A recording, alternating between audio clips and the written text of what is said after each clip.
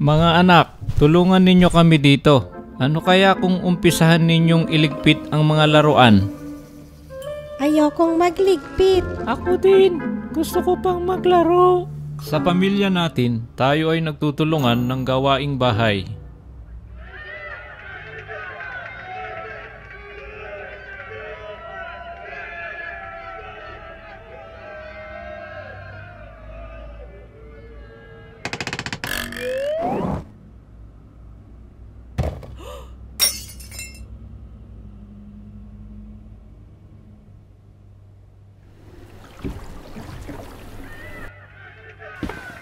Sa pamilya natin, tayo ay nagtutulungan ng gawaing bahay.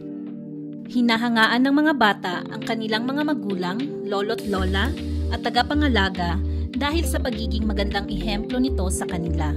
Ang ating mga ugali at aksyon ay nakakatulong upang mahubog ang mga kaugalian ng ating mga anak, mga inaasahan sa kanila at maintindihan nila kung ano ang buhay sa mundo. Hayaan natin ang ating mga anak na makita nila ang iba't ibang uri ng gawain sa bahay upang sila ay makatulong at maging responsable. Sa pagbabahagi ng mga gawain sa bahay, natuturuan natin ang mga anak natin na ang lahat ay may ambag ng pantay-pantay anuman ang kasarian nila.